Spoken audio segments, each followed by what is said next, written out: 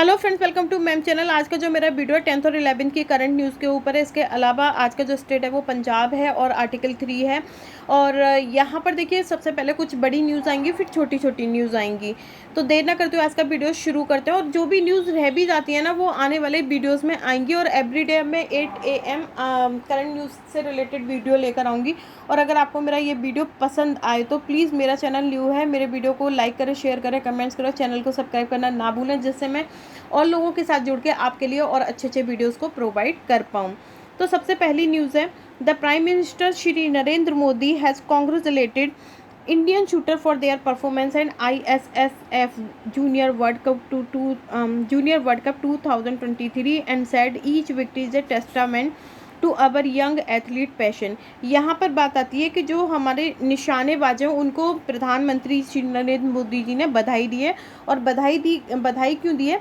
क्योंकि जर्मनी में ISSF junior world cup 2023 चल रहा है, जहाँ पर जो हमारे जूनियर निशानेबाज हैं इन्होंने 15 गोल्ड मेडल जीत के भारत को शीर्ष स्थान दिलाया है।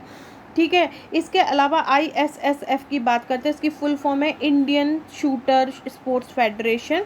ठीक है। यहाँ पर कम से कम 40 से 41 देशों ने भाग लिया था, जिसमें इंडिया शीर्ष स्थान पर है। इसके अलावा जो प्रधानमंत्री नरेंद्र मोदी जी ने बोला कि खिलाड़ियों के जुनून, ये जो जीत है ये खिलाड़ियों के जुनून, समर्पण और खेल भावना को प्रमाण करता है। नेक्स्ट न्यूज़ आती है हमारी, government of India has constitute peace committee in Manipur under the chairperson of governor of Manipur. तो यहाँ पर देखिए, सबसे मेन न्यूज़ ये है कि जो गवर्नमेंट ऑफ इंडिया है उन्होंने एक शांति वाली जो गवर्नर है मणिपुर के, उनकी अध्यक्षता में शांति समिति का गठन किया है। इस शांति समिति के गठन का पर्पस क्या होगा? Committee will be facilitate peace making process among various ethnic groups of state including peaceful dialogue and negotiation between conflict parties group. देखिए, अभी आप लोगों ने सुना था कि मणिपुर में बहुत ज़्यादा ही मतलब दंगे फसाद हो रहे थे। तो इसी के लिए ये जो शांति समिति है इसका गठन किया गया है, जिससे आने वाले समय में अगर इस तरीके की स्थिति पैदा हो तो कुछ ग्रुप के द्वारा कुछ लोगों को से बात करके, ठीक है, इस चीज़ को शांतिपूर्ण निपटाया जाए। इस तरह की जो दुर्घटना जो अभी कुछ समय पहले हुई थी वो आगे से ना हो। ठीक है। इसके अलावा इस समिति का गठन तब हुआ जब जो हमारे यूनियन होम मिनिस्टर हैं अमित शाह, वो उन्होंने विजिट किया था मणिपुर में 29 मई से 1 जून तक। और इस शांति समिति की घोषणा की थी कि आने वाले समय में हम शांति समिति की को गठन करेंगे। तो ये चीज़ जब अमित शाह ने घोषणा कर दी, उसके बाद ये शांति समिति का गठन हुआ है। नेक्स्ट न्यूज़ आती है नेक्स्ट न्यूज़ है, prime minister Shri Narendra Modi will be inaugurate the first ever national training conclave at the international exhibition and convention centre Pragati Maidan, new Delhi on 11 June 2023 at 10:30 AM। देखिए, यहाँ पर ये क्या बोल रहे हैं कि जो हमारे प्रधानमंत्री नरेंद्र मोदी जी हैं वो उन्होंने कल 11 तारीख को 10:30 बजे पहली बार अंतर्राष्ट्रीय प्रदर्शनी और सम्मेलन केंद्र प्रगति मैदान में राष्ट्रीय प्रशिक्षण सम्मेलन का उद्घाटन किया है। ठीक है। ये कल के लिए था, तो मैंने ये करके बता दिया कि करेंगे। लेकिन कल 11 जून को 10:30 बजे प्रधानमंत्री नरेंद्र मोदी ने पहली राष्ट्रीय प्रशिक्षण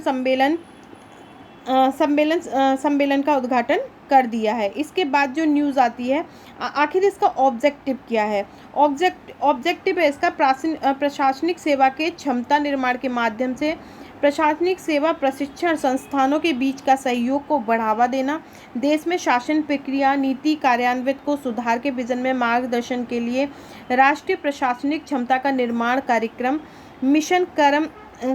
देखिए, इसका जो मेन जो ऑब्जेक्टिव था वो था कि प्रशासनिक सेवा के क्षमता निर्माण के माध्यम से प्रशासनिक सेवा प्रशिक्षण संस्थानों के बीच के सहयोग को बढ़ावा देना और देश में शासन प्रक्रिया और नीति कार्यान्वयन में सुधार के विजन को मार्गदर्शन देना। और ये जो विज़न है ये किसके अंदर आता है, मिशन कर्मयोगी के अंदर आता है और इसी के अंडर में इसकी शुरुआत की गई है। ठीक है, ताकि अब होता क्या था कि इससे क्या होगा कि जो प्रशासनिक सेवाएं वो किस तरीके से काम करेंगी, आपस में कैसे हम गवर्नमेंट इनको आगे ऐसे लागू करे कि सभी चीज़ें सही हो पाएँ, गड़बड़ ना रहे। ठीक है, नेक्स्ट है RBI instructed strengthening of 1514 urban cooperative bank under the vision of सहकार से समृद्धि। ये यहाँ पर क्या हुआ है कि भारतीय रिजर्व बैंक ने 1514 शहरी सहकारी बैंक को सुदृढ़ कर दिया है। ठीक है, स्ट्रेंथ पैदा की है, उनको शक्ति दी है, जिससे और ये जो शक्ति है वो किस विजन के अंतर्गत भारतीय रिजर्व बैंक ने दी है, ये है सहकार से समृद्धि। सहकार से समृद्धि के विजन के अंडर में जो भारतीय रिजर्व बैंक है उसने 1514 अर्बन कोऑपरेटिव बैंक को सुदृढ़ किया है। इसके अलावा यह सरकार की भारत रिजर्व बैंक की यह पहल सहकारी क्षेत्र के लिए अद्भुत और कई लोगों को सशक्त करेगा। ठीक है, ये इसका विज़न है और ये जो विज़न है वो 9 ईयर गवर्नमेंट जो है प्रधानमंत्री मोदी जी के उसके अंडर का है। नेक्स्ट जो न्यूज़ है वो आती है Indian navy showcase its formidable maritime capability with spectacular display of multi carrier operation pursuit of enhancing maritime security and power projection and coordinated deployment of more than 35 aircraft diverse fleet of ships submarine in the Arabian Sea।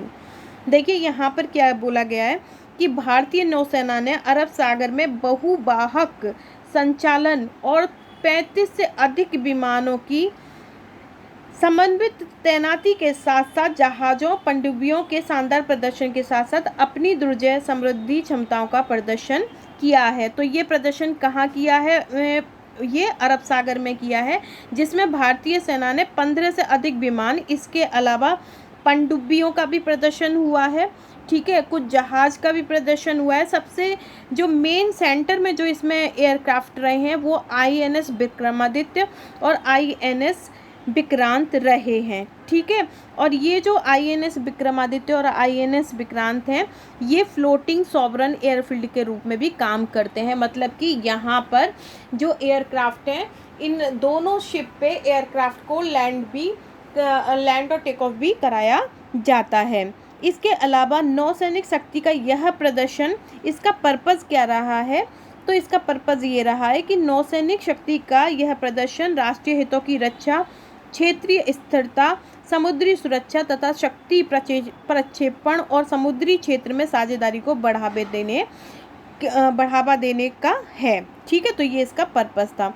Next news आती है ministry of education organizes series of activities and program under Jan Bhagidari events across the country in run up to G20 fourth education working group meeting at Pune. देखिए इससे पहले भी G20 के ऊपर एक news आई थी जहाँ पे गोवा में हुआ था G20 का 3rd एडिशन, और वहाँ पर क्या हुआ था कि वहाँ पर भी इन्होंने जन भागीदारी वाले प्रोग्राम को ऐड किया था गवर्नमेंट ने। और यहाँ पर भी जब ये पुणे में हुआ है 4th एडिशन जो G20 का हो रहा है, इसमें भी गवर्नमेंट ने जन भागीदारी प्रोग्राम पे ज़्यादा फोकस किया है।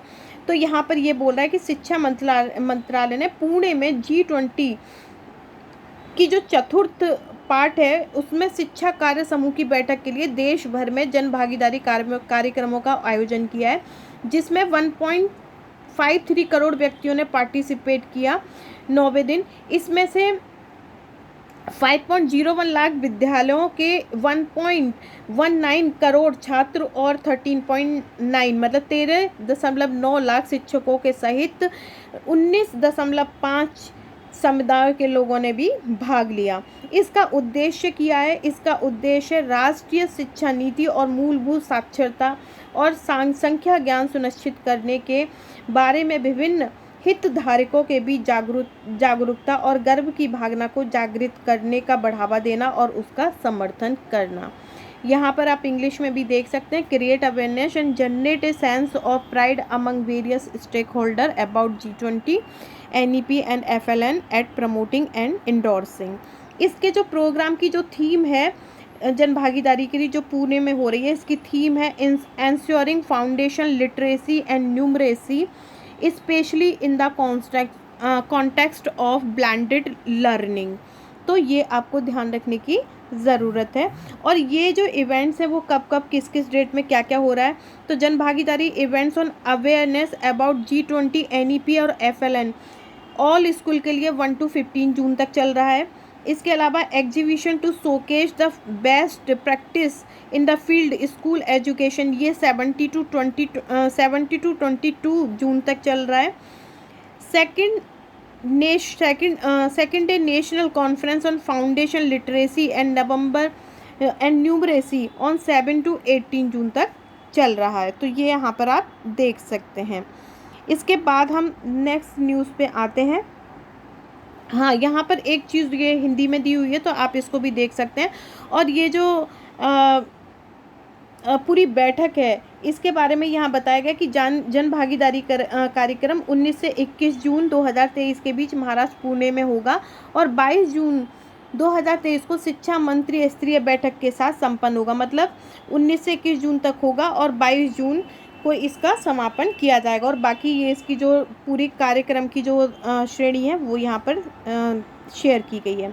इसके बाद यहाँ पे शॉर्ट न्यूज़ में आता है कि वर्ल्ड एक्रीडेशन डे सेलिब्रेटेड 9 जून 2023। तो वर्ल्ड एक्रीडेशन डे जो है वो 9 जून 2023 को सेलिब्रेट किया गया है। ठीक है। इसके अलावा एक ग्लोबल इनिशिएटिव, इसका जो पर्पज़ है वो क्या है, global initiative set forth by the international laboratory accreditation corporation. इसके अलावा and the international accreditation forum to celebrate the importance of accreditation.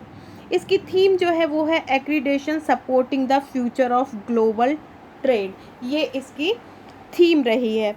Next news है संजय स्वरूप is the currently director and chairman of container corporation of.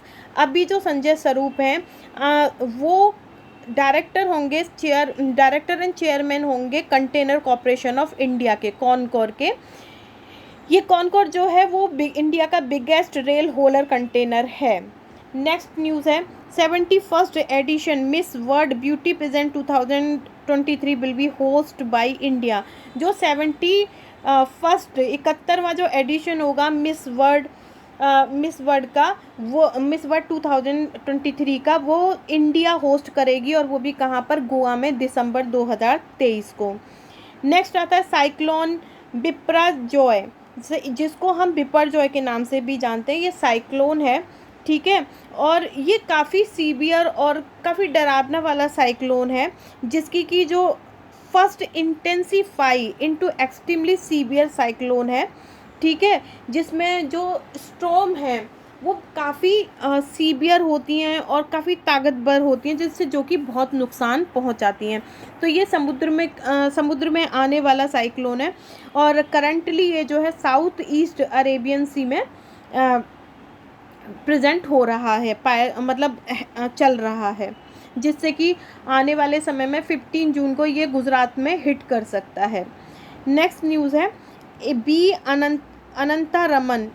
ये B अनंता रमन जो हैं experience banker हैं, जो कि अपॉइंट हुए हैं non executive chairman of credit bureau TransUnion CIBIL के। ठीक है, तो ये था एक ये न्यूज़ है शॉर्ट में, तो ये आप कर सकते हैं कि अगर कोई आपसे पूछता है कि chairman of credit bureau TransUnion CIBIL का कौन है, तो बी अनंता रमन है इस समय।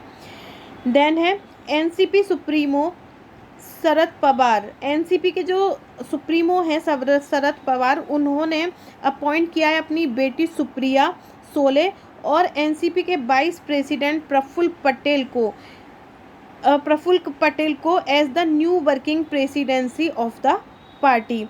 तो जो एनसीपी सुप्रीमो शरद पवार ने, उन्होंने अपनी बेटी को और जो वाइस प्रेसिडेंट है प्रफुल्ल पटेल को पार्टी का न्यू प्रेसिडेंट बनाया है। अब बात आती है पंजाब की, तो पंजाब की बात करते हैं। स्टेट में पन का मतलब होता है 5, ठीक है, और अब का मतलब क्या होता है, वाटर। पंजाब की बात करते हैं तो पंजाब की जो कैपिटल है वो चंडीगढ़ है। फॉर्मेशन डे 1 नवंबर है, और ये कब बना था इसका, 1 नवंबर 1966 को। ऐसे ही इसके साथ साथ 7-8 स्टेट और हैं जिनका जो फॉर्मेशन डे है वो 1 नवंबर है, जैसे Kerala, Lakshadweep and others. Largest city जो है अगर पंजाब की तो वो है लुधियाना, और सीएम है भगत मान, गवर्नर हैं बनवारी लाल पुरोहित, एंड ऑफिशियल लैंग्वेज है पंजाबी। डिस्ट्रिक्ट हैं इसमें 22, लोकसभा सीट है पंजाब की 13, और राज्यसभा सीट है 17। ऑफिशियल एनिमल है ब्लैक बग, और ऑफिशियल बर्ड है नॉर्दर्न गोशहाग। ऑफिशियल रिवर है इंडस। इसके अलावा ऑफिशियल स्पोर्ट की बात करते हैं तो पंजाबी कबड्डी यहाँ का ऑफिशियल स्पोर्ट है। ऑफिशियल डांस है भांगड़ा एंड गिद्दा। रिवर है ब्यास, चेनाब, झेलम, रावी एंड सतलज, जिसमें सतलज और रावी काफ़ी फेमस हैं। देन फिर चिनाब है और झेलम, और इसके बाद आते हैं हम बॉर्डर स्टेट। ठीक है, बॉर्डर स्टेट में अगर आप देखते हैं तो हिमाचल प्रदेश, हरियाणा, राजस्थान, जम्मू कश्मीर इसके बॉर्डर स्टेट हैं। जैसे कि आप यहाँ पर देख सकते हैं इसमें नॉर्थ की तरफ आप जाते हैं तो आपको जम्मू कश्मीर मिलेगा। ठीक है, थोड़ा इसमें हिमाचल प्रदेश, ईस्ट वेस्ट में आपको सॉरी साउथ ईस्ट में आपको हरियाणा मिल जाएगा, और यहाँ पर क्या चल रहा है हमारा राजस्थान। और कंट्री जो है जो कि पंजाब से लगती है वो है केवल और केवल पाकिस्तान। तो यहाँ पर बॉर्डर कंट्री हो गई Pakistan. World wild life sanctuary की बात करते हैं तो बीर मोती बाग, बीर भुनहरी, बीर गुंदलीपुरा, बीर महराज, बीर दुशान एंड बीर अश्वन, इस तरीके से 13 वाइल्ड लाइफ सेंचुरी अभी की डेट में पंजाब में प्रेजेंट हैं। नेशनल पार्क की बात करते हैं, हरिके वेटलैंड आता है, अबोहर, झाझर, बच्चूली, बीर मोती बाग एंड बीर भारसुन। इनको अगर आप देखते हैं तो वाइल्ड लाइफ सेंचुरी में भी इंक्लूड करते हैं। वैसे मेनली हरिके, अबोहर, झाझर ये नेशनल पार्क हैं। न्यूक्लियर पावर प्लांट की बात करते हैं तो चुटका न्यूक्लियर प्लांट जो है ये न्यूक्लियर पावर प्लांट जो है ये पंजाब में है। अपर लेक की बात करते हैं तो लेक में भूस्थल पाई जाती है। नेक्स्ट आता है आर्टिकल 3। आर्टिकल 3 जो है ये एम्पावर करता है, शक्ति प्रदान करता है पार्लियामेंट को to make a decision in accordance with the law regarding any change or alteration required in the area boundary or names of existing state। इसके अलावा दूसरा आप ऐसे भी बोल सकते हैं कि जो आर्टिकल 3 है वो formation of new state and alteration of area and boundaries और name boundaries of name existing से भी रिलेटेड है। तो इसका मतलब हिंदी में क्या हो गया कि नए राज्यों के गठन और क्षेत्रीय सीमाओं या मौजूद राज्यों का नामों का परिवर्तन शामिल है। मतलब इसमें क्या है कि इसके अंतर्गत क्या कर सकते हैं, किसी भी राज्य में उसका राज्य क्षेत्र अलग करके, आर्टिकल 3 के अंतर्गत हम क्या कर सकते हैं, किसी भी राज्य में उसके राज्य क्षेत्र अलग करके अथवा दो या अधिक राज्यों के भागों को मिलाकर अथवा किसी राज्य क्षेत्र को किसी राज्य भाग के साथ मिलाकर राज्य का निर्माण कर सकते हैं। पार्लियामेंट जो है आर्टिकल 3 के अंतर्गत कोई भी 2 राज्य के क्षेत्रों के मिला के किसी एक और नया राज्य बना सकती है, या फिर किसी एक राज्य की मतलब थोड़ा सा एरिया कट करके कोई दूसरा राज्य बना दे या किसी दूसरे राज्य में शामिल कर दे। ठीक है, ये सारी चीज़ें आर्टिकल 3 में जो पार्लियामेंट है उसको प्रोवाइड की गई हैं आर्टिकल 3 के अकॉर्डिंग। इसके अलावा किसी राज्य का क्षेत्र बढ़ा सकती है पार्लियामेंट, आर्टिकल 3 के अंतर्गत घटा भी सकती है, किसी राज्य की सीमाओं में परिवर्तन भी कर सकती है और किसी राज्य के नाम में भी परिवर्तन कर सकती है। तो अभी आप सोच सकते हैं जो स्टेट में जो राज्य के नाम है वो जो परिवर्तन हो रहा है वो किसके अकॉर्डिंग हो रहा है, आर्टिकल 3 के अकॉर्डिंग। अब बात आती है आर्टिकल 2 और आर्टिकल 2 और 3 में अंतर क्या है। तो देखिए ये वाली जो है आर्टिकल 3 ये क्या बोलती है कि कोई एग्जिस्टिंग स्टेट है उसमें मतलब जो पार्लियामेंट है वो इधर से उधर कुछ कर सकती है। जैसे कि मानिए कि हम मान लेते हैं उत्तर प्रदेश, ठीक है, तो उत्तर प्रदेश में बनी हुई स्टेट है, उसमें क्या कर सकती है कि उत्तर प्रदेश को उत्तर प्रदेश के कुछ एरिया को राजस्थान में इंक्लूड कर दे, या उत्तर प्रदेश का नाम चेंज कर दे, या उत्तर प्रदेश और राजस्थान को मिला के कुछ बना दे, या उन दोनों के एरिया में से थोड़ा थोड़ा एरिया लेके कोई नई स्टेट फॉर्म कर दे। तो ये आर्टिकल 3 में आ रहा है। लेकिन आर्टिकल 2 क्या कह रहा है? आर्टिकल 2 क्या कह रहा है कि वो स्टेट जो कि बने हुए नहीं है, जो बना हुआ स्टेट नहीं है, आर्टिकल 3 में स्टेट बना हुआ है, राज्य बना हुआ है, तब गवर्नमेंट कुछ कर, पार्लियामेंट हमारी कर पा रही है। आर्टिकल 2 में पार्लियामेंट जो है ऐसे ही बिना मेजॉरिटी के कुछ नहीं कर सकती, वहाँ पे स्टेट अगर फॉर्म करना है तो मेजॉरिटी में। यहाँ पर क्या हो रहा है कि आर्टिकल 2 जो है किसी भी फॉर्मिंग स्टेट में ये सब करने के लिए, कि नया राज्य बनाने के लिए, या फिर 2 राज्यों की सीमाओं को एक करके नया राज्य बना दे, इस चीज़ के लिए आर्टिकल 2 परमिशन नहीं दे रहा। जैसा कि यहाँ पर बोला भी गया है कि भारतीय संविधान के अनुच्छेद 2 नए राज्यों का प्रवेश या स्थापना से संबंधित है, जो भारत संघ का हिस्सा नहीं है। ठीक है, जो भारत संघ का हिस्सा नहीं है। 3 में ये भारत संघ का हिस्सा है। तो भारतीय संविधान के अनुच्छेद 3 में क्या बोला जा रहा है कि केंद्र शासित प्रदेशों सहित मौजूदा राज्यों का गठन या परिवर्तन का प्रावधान है। अब यहाँ पर अनुच्छेद 1 से 4 के बारे में बताया गया कि अनुच्छेद 1 से लेके 4 मतलब आर्टिकल 1 से लेके 4 जो है वो क्या बताते हैं? भारत का क्षेत्रफल, नए राज्य बनाने का अधिकार, राज्यों की सीमा घटाने बढ़ाने उनका नाम बदलने का अधिकार, साथ के साथ नए क्षेत्र को अर्जित करने के अधिकार के बारे में आर्टिकल 1 से लेके 4 तक बताया गया है। तो ये था आज का वीडियो। अगर आपको थोड़ा सा भी पसंद आए तो प्लीज़ लाइक करें, शेयर करें, कमेंट्स करें, चैनल को सब्सक्राइब करना ना भूलें, और कहीं मुझे क्या सुधार करना चाहिए वो भी आप मुझे ज़रूर बताएं। Thank you.